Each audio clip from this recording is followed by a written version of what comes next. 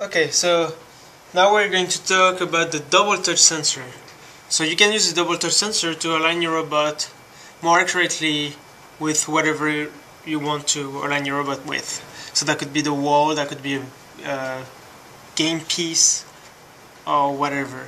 So because you can know whether the right sensor or the left sensor is touched. So we're going to use mostly the same pieces as the wide touch sensor that you can see in another video.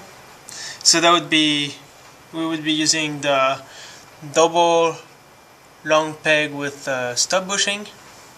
So those with a bushing at the end. So 4 of them, 8 of the short pegs with friction, so the black short pegs, 4 of the angled beam with pegs,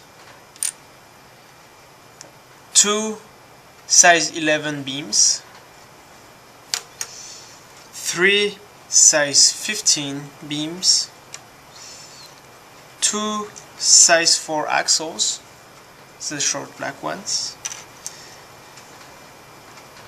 2 axle pegs with friction or frictionless, it doesn't really matter because it's not a piece that can be mobile, and 2 touch sensors, obviously because it's a double touch sensor.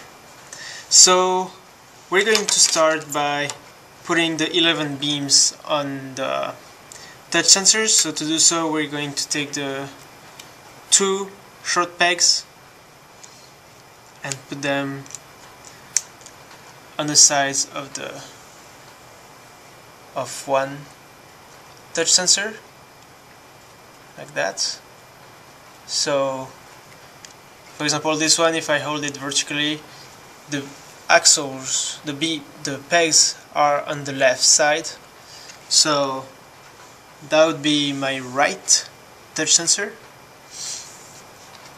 and I want them to be symmetrical, so I'm going to put my other 2 pegs the same way, except mirror, there will be mirror. So here I have my pegs on the left side for my right touch sensor.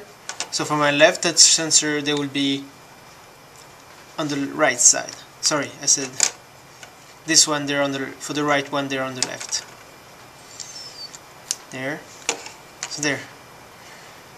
We're going to take the size 11 beam and connect it like that to our touch sensors.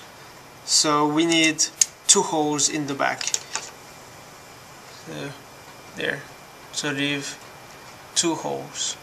So 1, 2 holes, and then our pegs. Okay, so we have this. Now we are going to add the angled beams with pegs. They are going to go in the inside.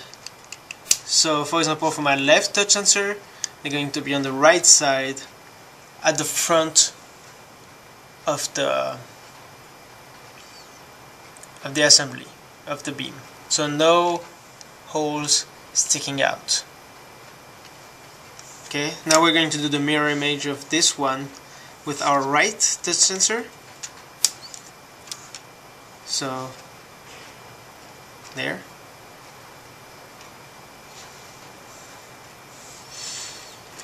Now we're going to take the axle pegs and put them in the holes, cross holes for each touch sensor.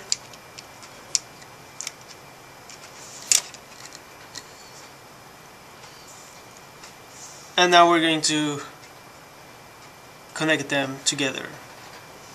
So leave 2 holes at the end of the 15. Yeah, like that.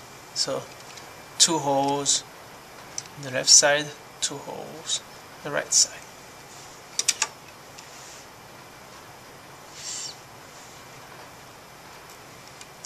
Now we're going to, you can see this is not very stable, so we're going to put pegs under. So we're going to put the short pegs, the last 4 we have, at the end on the angled beam with pegs there, so at the end. And now we're going to take 15 beam and connect it.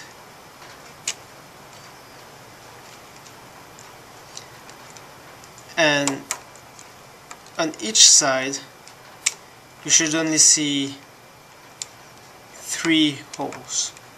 So if you look at it like this, you should have 4 holes here if you look at it that way, so from under, and 3 if you look from above.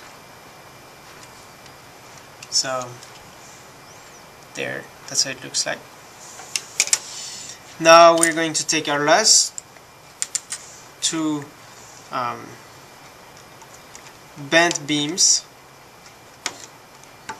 and connect them here. There.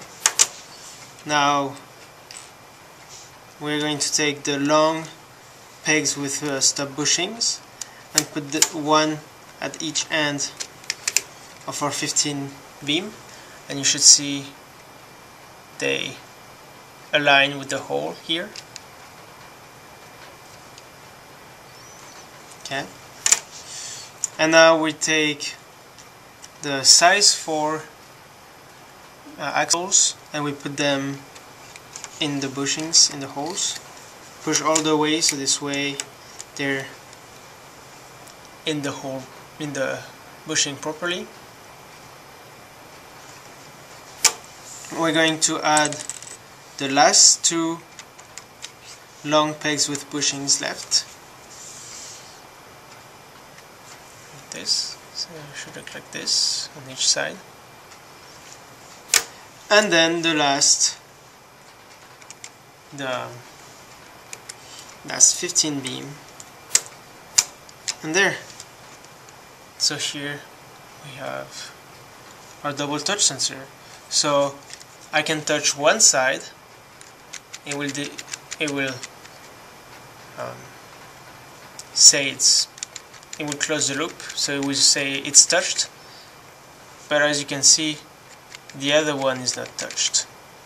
So only one is touched. And if I press both at the same time, that works too.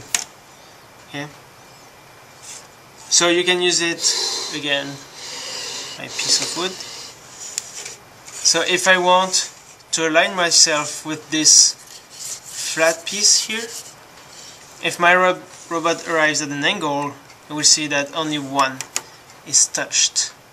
So it's gonna go forward until it knows that the second one is touched as well. And now your robot knows that it's completely flat against the wall. So that's the double touch sensor.